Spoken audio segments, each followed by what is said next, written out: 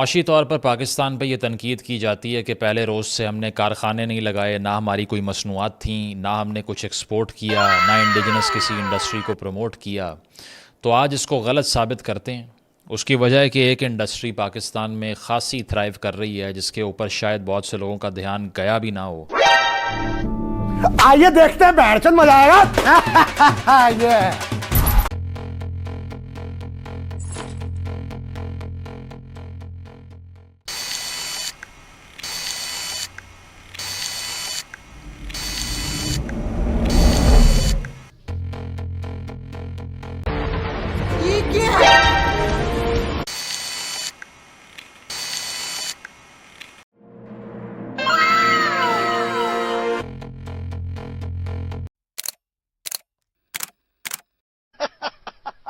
Are you comedy me? Pakistan में सालाना 42 अरब dollar भीख की मद में कमाए जाते हैं। होशरुबा रिपोर्ट सामने आ गई। क्या बात है सर, क्या बात है सर, क्या बात, ये बात है। अरे सर क्या बात। 3 करोड़ 80 लाख पाकिस्तानी भिखारी पेशे से मुंसलिक होने का इंकशाफ। कराची में एक भिखारी औसतन 2000 रुपए रोजाना कमाता है। लाहौर में एक भिखारी औसतन 1400 रुपए कमाता है। इस्लामाबाद में एक भिखारी औसतन 950 रुपए रोजाना कमाता है। पाकिस्तान बैनुल मुल्क पकड़े जाने वाले भिखारियों में से 90% पाकिस्तानी होने का इंकशाफ। मेरा नाम है शौकत भिखारी। मैं रोज का 1000 मुल्तान में कमा रहा हूँ। शौकत भिखारी मुल्तान की सड़कों का शहजादा बन गया। भीख मांग मांग कर अपना कुल बैलेंस बना लिया है। 48 लाख मेरी 2 कोठियां, 1 करोड़ की मेरी बीमा है। जेरी चास पिन्ना की सही है भी कहना। ट्रैवल एजेंट्स होते हैं, उन्होंने तो बाकायदा एक काम बनाया हुआ है कि वो जो गैंग्स होते हैं गदागरी वाले, उनसे पैसे लेते हैं, कुछ कमीशन उनसे लेते हैं, फिर कहते हैं वहां पे जाके तुम लोग बनवाओ, पैसे बनाओ, जो भी भीख मांग के पैसे वापस लेके आओगे वो तुम लोग, या इस तरह कुछ कमीशन बेसिस पे भी काम हो रहा होता है। लीना, पाकिस्तान के हवाले से एक और अलार्मिंग इशू।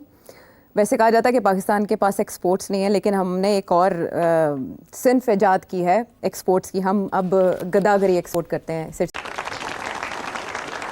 अक्सर जब बात करें कि पाकिस्तान से बड़े गिले होते थे पूरी दुनिया के, स्पेशली पाकिस्तानियों के, कि भाई पाकिस्तान कुछ एक्सपोर्ट नहीं करता, पाकिस्तान के पास कोई इंडस्ट्री नहीं है, पाकिस्तान ने कभी सुई तक नहीं बनाई। आज हमने भिखारियों की इतनी बड़ी इंडस्ट्री बना ली है कि उसकी मालियत 42 बिलियन डॉलर बताई जाती है। और इस इंडस्ट्री में जो भीख मांगने वाले की तादाद है, 4 से 5 करोड़ पाकिस्तानी भीख मांगते हैं और मंथली 70 से 1 लाख रुपया कमा रहे हैं। क्या कहेंगे? और ये जो भिखारी हैं पाकिस्तान में नहीं बल्कि हम पूरी दुनिया में भेज रहे हैं और पैसा कमा रहे हैं।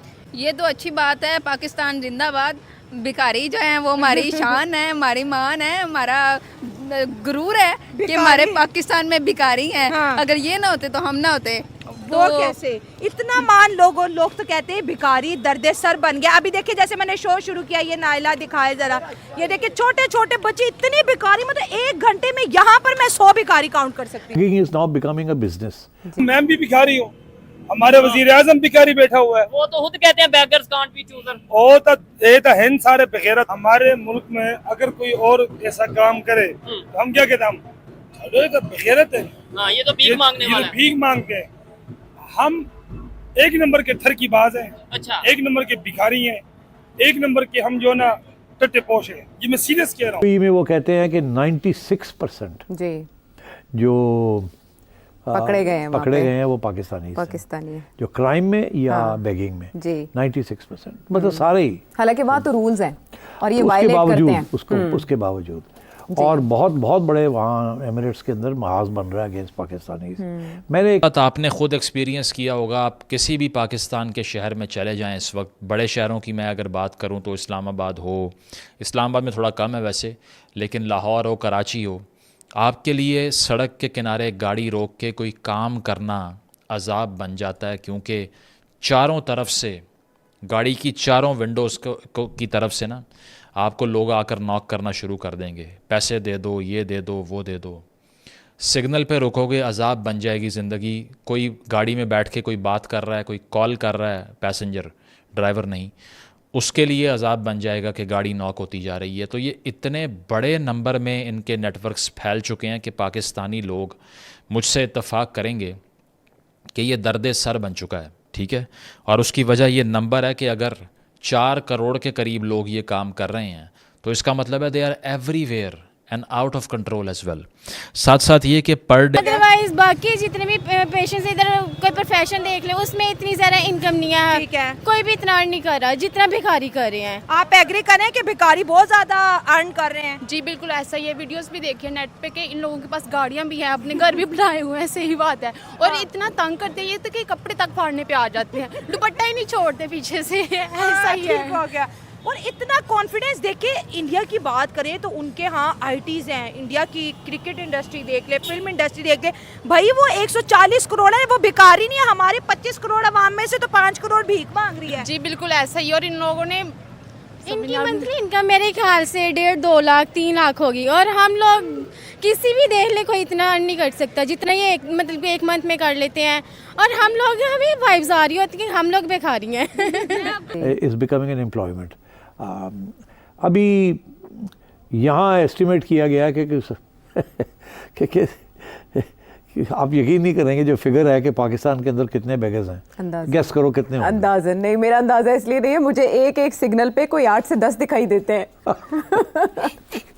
जो मेरे पास जो फिगर है इट्स अनबिलीवेबल,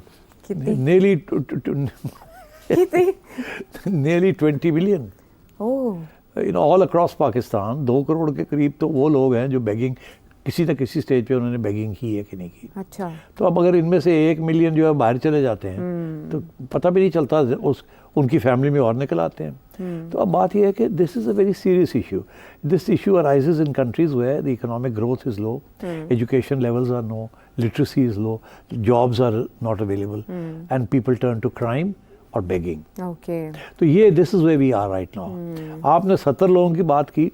यू आयशा कहीं भी किसी मुल्क में भी यूरोप में ख़ुसूसन कोई क्राइम होती है ना जी, 9/11 जब हुआ था तो उसके बाद जो भी क्राइम होती थी ना तो डर ये लगता था कि ये, पहले डर ये लगता था कि ये मुसलमान होगा, दूसरा डर ये लगता था कि ये इराक, सीरिया, लेबनान, अफगानिस्तान इस किस्म की जगह से या अरब मिडल ईस्ट से कोई ना कोई होगा। अब जब भी कोई क्राइम होती है जिसका तल्लुक, क्राइम का तल्लुक कोई इस्लाम वगैरह के साथ है या मज़हब के साथ है, तो सबसे बड़ा शक ये पड़ता कि ये पाकिस्तानी ना हो, बिकॉज वो पाकिस्तानीज़ हर जगह पे ज़्यादा मिलिटेंसी शो कर रहे हैं जी। तो ये इस्लामी फोबिया जो हो रहा है यूरोप में, जिसकी वजह से वहाँ गवर्नमेंट्स तब्दील हो रही हैं, इलेक्शन रिजल्ट्स चेंज हो रहे हैं, राइट विंग आ रही है अंदर इनटू पावर, उनका सबसे बड़ा जो है वो यही इस्लामी फोबिया है। और